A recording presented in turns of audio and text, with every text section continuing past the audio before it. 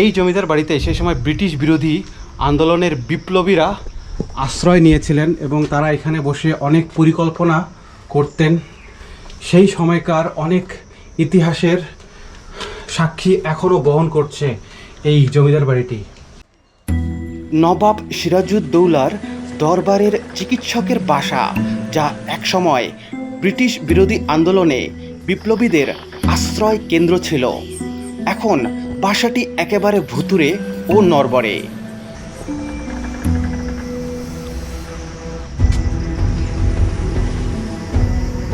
ওই জায়গায় বসে রয়েছে ভাঙ্গি বসে বলে আরেকটা সিঁড়ি ছিল। চারপাশে যেন এক গা ছমছমে অবস্থা বিরাজ করে এবং এই জায়গাটিতে অনেকগুলো বিড়াল ছানা। এই যে দেখুন বিড়াল, প্রত্যেকটি জায়গায় এরকম বিড়াল দেখতে পাবেন। প্রত্যেকটি কক্ষে ওই যে ওখানে বিড়াল। তালায় মরিচা ধরেছে। কতদিনকার ইতিহাস এই কক্ষগুলোতে বন্ধ আছে। সাতটা কত থাকে মনে হয় এখানে আছে, অভাব নেই। তাই বাইরে কত বাড়ায় বেড়ায়, এবার ওই জায়গা দিয়ে আসে পিছনে মাছে। আর এই যে এইখানে কি ঘাট ছিল? ঘাট ওই যে আছে, এখনো ঘাট আছে? হ্যাঁ এই জায়গায়। ও এই যে এখানে জঙ্গলে পুরো ইয়ে হয়ে গেছে, ঢাকে গেছে। আচ্ছা আচ্ছা। তা সেই জমিদারদের তো আপনি দেখেন নাই? না দেখিনি, এই তো আর আগে পাকিস্তানে হবে। ওদের কোনো বংশধর এখানে আসে না? না বংশ আসে না, এই জায়গায় একজন আছে, এইদিকে কোনো দেখশন করে না। ও কেউ মানে দেখাশোনা করার জন্য আসে না? না না। জ্ঞানেন্দ্র, কামিনী, ভূপতি, দক্ষিণা বলা হয় এগুলো হচ্ছে সেই জমিদারের পুত্রদের নাম। এ যেন রহস্যে ঘেরা দ্বিতল ভবন।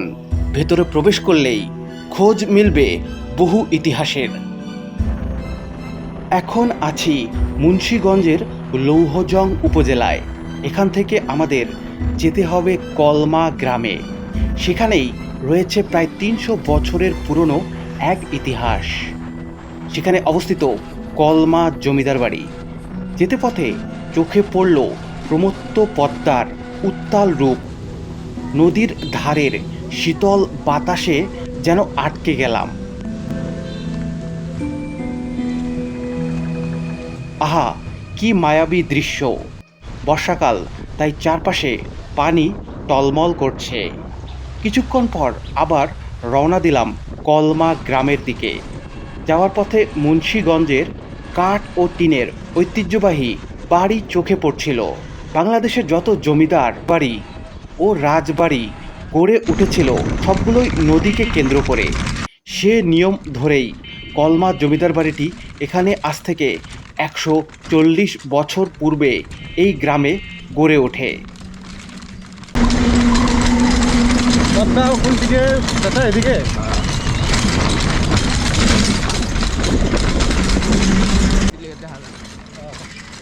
জমিদার বাড়ির একটি মাত্র অট্টালিকা এখনও দাঁড়িয়ে আছে শত বছরের বেশি সময় ধরে। ধীরে ধীরে অযত্ন ও অবহেলায় এই রাজকীয় প্রাসাদটি যেন অতীতের জৌলস হারাতে বসেছে। কলমা জমিদার বাড়ির শুরু নিধিরাম দেওয়ানকে দিয়ে। তিনি ছিলেন মুর্শিদাবাদের নবাব সিরাজউদ্দৌলার দরবারের বৈদ্য বা চিকিৎসক। সেই সুবাদে তিনি উপাধি পেয়েছিলেন দেওয়ান। তো ভিউয়ার্স, আমার পিছনে দেখতে পাচ্ছেন ৩০০ বছরের পুরনো একটি জমিদার বাড়ি। বলা হয় ব্রিটিশ বিরোধী আন্দোলনের সময় বিপ্লবীদের আশ্রয় কেন্দ্র হিসেবে ব্যবহৃত হতো এই জমিদার বাড়িটি। তো আমরা ভিতরে প্রবেশ করব এবং এই জমিদার বাড়িতে কি কি আছে এখন সেটি দেখব। দেখুন বাইরে থেকে এই জমিদার বাড়ির কারুকাজ কি অসাধারণ দেখতে।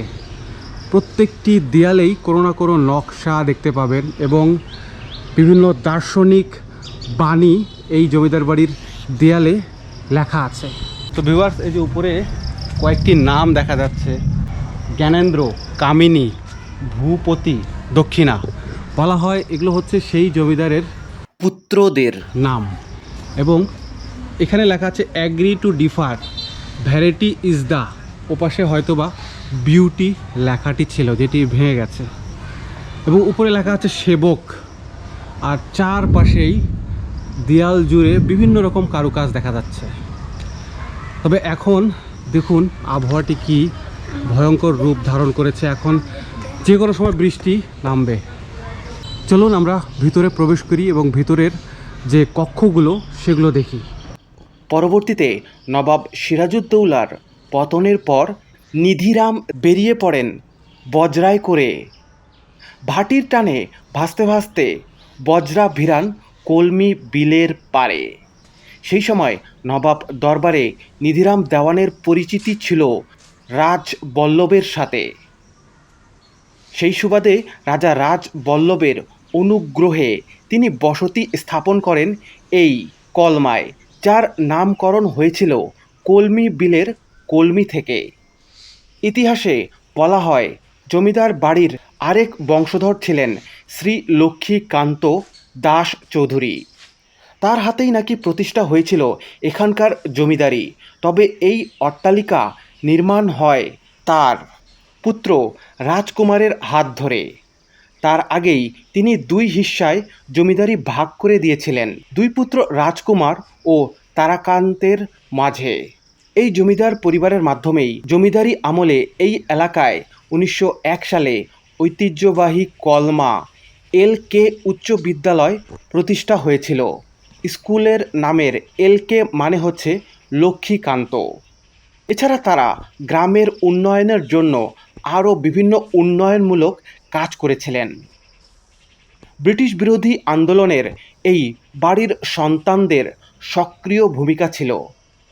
জমিদার তারাকান্তের পুত্র যোগেন্দ্রচন্দ্র দাশগুপ্ত বিখ্যাত অনুশীলন সমিতির সদস্য ছিলেন।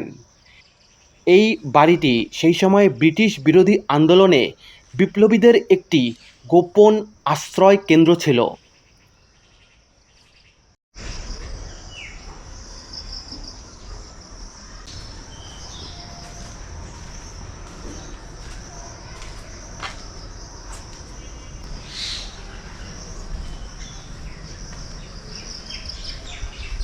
তো ভিউয়ার্স, আমি এই কলমা জমিদার বাড়ির একটি বারান্দায় হাঁটাচলা করছি এবং এখানে একটি সিঁড়ি দেখতে পাচ্ছি যেটা দিয়ে উপরে যাওয়া যায়। এবং দেখুন কতটা অন্ধকার চারপাশে। এই দিকে দেখুন, এদিক থেকে একটি বারান্দার মতো অংশ ছোট, এবং এখানে এই যে দেখুন একটি ছোট ঘর যেটা কোনো কাজে ব্যবহার করা হতো সেই সময়। এদিক থেকে আবার একটি রাস্তা আছে। চলুন আমরা এই সিঁড়ি দিয়ে উপরে ওঠার চেষ্টা করি। তার আগে চলুন এই যে এটি দেখিয়ে দিই আপনাদের। এখানকার এই বারান্দার এই অংশটি দেখুন এখানে কিভাবে ভেঙেছে। এইখানেও আগে উপরে ছাদ ছিল এই বারান্দার উপরে, যেটি ভেঙে এখন একেবারে ধ্বংসপ্রায়। এবং এই গেটগুলো দেখুন, সেই সময়কার কাঠের গেটগুলো এখনও টিকে আছে। লোহা তালায় মরিচা ধরেছে। কতদিনকার ইতিহাস এই কক্ষগুলোতে বন্ধ আছে। এই যে দেখুন এখানেও একটি গেট, ওপাশেও একটি গেট। এই এতটুকু জায়গায় 4টি গেট দেখতে পেলাম আমি। চলুন এবার এই সিঁড়ি দিয়ে উপরে উঠি এবং উপরে কি অবস্থা সেটি দেখে আসি। কি গা ছমছমে ভুতুরে অবস্থা এই জায়গাটির। এই জমিদার বাড়িতে সেই সময় ব্রিটিশ বিরোধী আন্দোলনের বিপ্লবীরা আশ্রয় নিয়েছিলেন এবং তারা এখানে বসে অনেক পরিকল্পনা করতেন। সেই সময়কার অনেক ইতিহাসের সাক্ষী এখনও বহন করছে এই জমিদার বাড়িটি। উপরে এসে হতাশই হলাম, এখানে যাওয়ার কোনো পথই নেই। দেখুন এই জায়গাটি ভেঙে গেছে চারপাশে। উপরে যাওয়া যেত, এই পাশে একটি অংশ ছিল, সেই অংশটি ভেঙে গেছে। তো এই যে সিঁড়িটি, এই সিঁড়িটি দোতলায় ওঠার, কিন্তু এখন কোনো কাজের না। চলুন ভিতরে দেখি, ভিতরে গিয়ে কোনো রাস্তা খুঁজে পাই কিনা। এপাশ দিয়ে যাওয়ার পথ হয়তোবা ছিল সে সময়, এখন নেই, বন্ধ করে রাখা হয়েছে। এবং এই জায়গাটিতে অনেকগুলো বিড়াল ছানা, এই যে দেখুন বিড়াল, প্রত্যেকটি জায়গায় এরকম বিড়াল দেখতে পাবেন, প্রত্যেকটি কক্ষে। ওই যে ওখানে বিড়াল, চারপাশে বিড়ালের ছড়াছড়ি এই বাড়িতে। এবং পিছনে একটি পুকুর ঘাট আছে। ঘাট তো দেখতে পাচ্ছি না, পুকুর আছে। এইসব জায়গায় আসলে চলাফেরা করাটা খুব ঝুঁকিপূর্ণ, কারণ বিভিন্ন বিষাক্ত সাপখোপ থাকতে পারে। এই যে দেখুন বিড়াল ছানা এখানে লুকিয়ে লুকিয়ে আমার ভিডিও করা দেখছে। এই যে দেখতে পাচ্ছেন হয়তো বা পালিয়ে গেল দেখে। তারা এই বাড়িটিতেই থাকছে, হয়তোবা এটি তাদের থাকার জায়গা হয়েছে এখন। একসময় যেখানে জমিদাররা বসবাস করত, এখন সেখানে এরকম বিড়ালরা থাকছে পুরো বাড়ি জুড়ে। চলুন এবার সামনে যে কক্ষগুলো আছে সেখানে হয়তোবা কয়েকজন লোক বসবাস করেন, দেখে আসি, তাদের সাথে কথা বলে আসি তাদের এখানে থাকার অভিজ্ঞতাটা কেমন। তারা যদি কথা বলেন তাহলে তাদের সাথে একটু গল্প করি।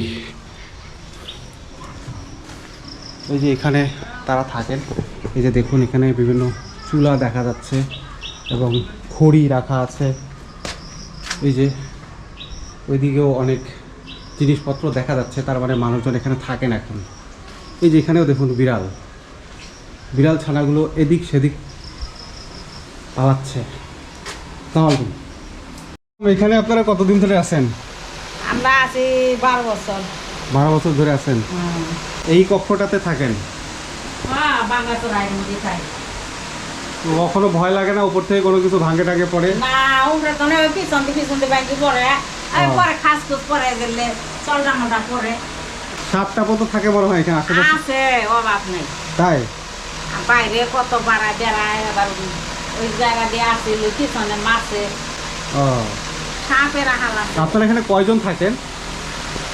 ছেলেরা আসে, আমরা 2 জন থাকি।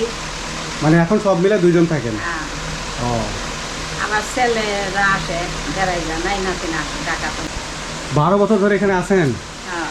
আগে যখন আসলেন প্রথম তখন কেমন ছিল? আগে আমরা আসি অনেক পচা দশা নোংরা আছে, পরে পরিষ্কার করছেন? আমরা অন্য জায়গা আসছিলাম, অন্য জায়গার তো নাই আছে। আচ্ছা আচ্ছা। ওই ঘর ভাঙলে ওই যে কলেজ উঠাইছে, তারপরে আমরা এই জায়গা পাইছি। তো ভিউয়ার্স, এই যে এখানে একটি কক্ষ, ওই পাশেও কি কোনো কক্ষ আছে? ওইদিকেও কোনো রুম আছে? ওই আড্ডা রুম আছে, ওই যে মাটি, এটা তো আমরা পরিষ্কার পরিচ্ছন্ন করে নিচ্ছি। খুবই ঝুঁকিপূর্ণ তো, মানে উপর থেকে তো যে কোনো সময় মানে ভাঙে পড়তে পারে এমন একটা অবস্থা যেটা দেখতে পাচ্ছি। তাও ওই যে ইয়াগুলো আছে না, এই যে অ্যাঙ্গেল থাকার কারণে হয়তো। আস্তে আস্তে ভাঙতে আছে, ওই কিনে দিয়ে ভাঙতে আছে আস্তে আস্তে। তো এইটা কার বাড়ি ছিল বলতে পারেন? কোন জমিদারের ছিল? আমি চাষা আছে, আছে এখানে? চাচা কই? প্রথমে যখন আসলেন তখন কি অবস্থা ছিল বাসায়? জঙ্গল ছিল।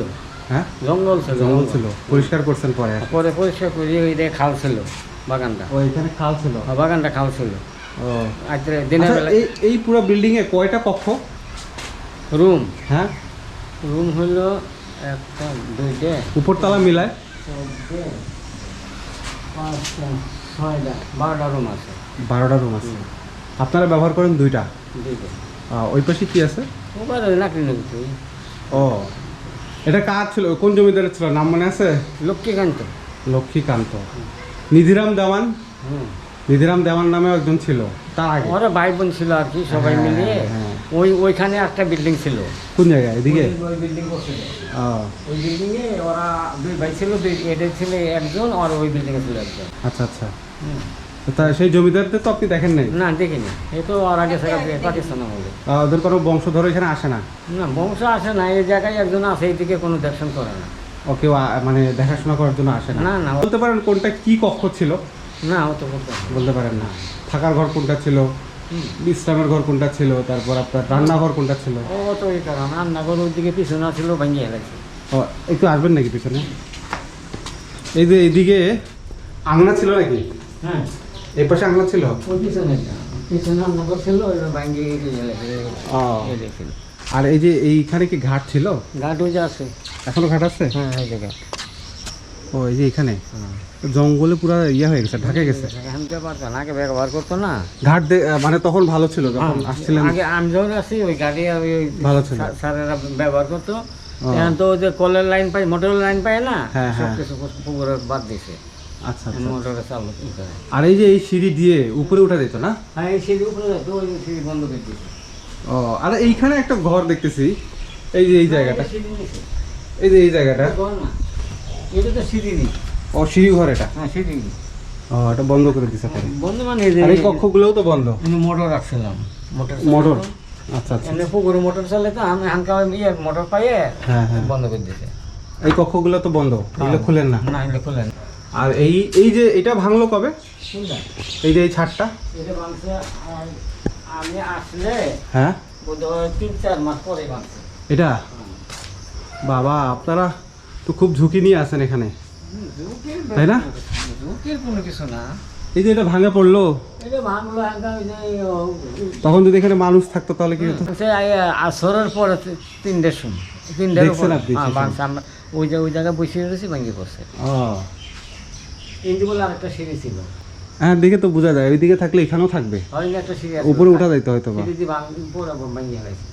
আর এই দেখেন এই কাঠগুলো দেখেন, সে কবেকার কাঠ, হ্যাঁ, সব ডিজাইন করা। ডিজাইন করা কাঠ, এই যেগুলো উপরে কিন্তু উঠে, এগুলো সে কতদিন আগেকার বাড়ি। কত আনুমানিক কত হবে বলেন তো বাড়ির বয়স? 200 উপরে হবো। এই দেখেন এই প্লাস্টারগুলো দেখেন হ্যাঁ আর তো এটা কিভাবে একটা মানে ফাঁপা হয়ে গেছে, ফাঁপা। ওই আমার তো সিমেন্ট ছিল না, হ্যাঁ, সিমেন্ট ছিল না, চুন সুরকি, চুন সুলকি দিয়ে হ্যাঁ চুন সুরকি। পড়ছে। এই বিল্ডিংগুলো করছিল বলে 12 জন মিস্ত্রি। এটা পুকুরটা থেকে ইট বানাইছে, ইট বানিয়ে এই জায়গায় পড়ছে, এই জায়গায় বিল্ডিং করছে। হ্যাঁ মানে ইট এখানেই তৈরি আর করছে। ইনি তো সেখানে বাইরে থেকে কোনো জিনিস নেই, আমি খালি তো জমিদারদের সম্পর্কে কিছু শুনছেন, কেমন ছিল তারা? ভালোই গুলো ছিল ও মানে প্রজাদের সাথে কেমন ব্যবহার করতে এরকম?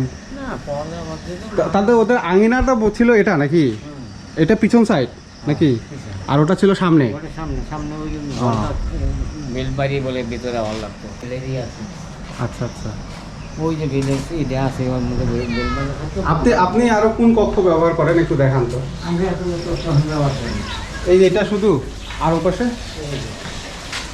ওইটা, এইটা ব্যবহার করে ওই ছোটো রুমটা লাকড়ি রাখি, ওইটাতে কি আছে? লাকড়ি। আর এখানে রান্না বাড়ি করেন? হয় যে আমরা বাড়ি গাড়ি করি, উদারা মতো পোকামাকড় সাপ খোপ তো আছে? আছে ছোট, চোখে কম, খুব কম পড়ে। কম পড়ে? তো বৃষ্টির সময় পানি পড়ে না উপর থেকে? হালকা পড়ে, এই রুম ওদিকে পড়ে। আমার রুমটা আমি নিজে সিমেন্ট খাটাইছিলাম, খাটানোর পরে একটু কম পড়ে। কম পড়ে। আর উপরেও যে রুমগুলো আছে ওগুলো থাকার মতো না, এখন কোন থাকা নেই, না? সবগুলো পানি বন্ধ। ওই জন্য বন্ধ করে দিয়েছি। আচ্ছা আচ্ছা, ঠিক আছে দাদা, কাজ করেন, আমি চলে যাই।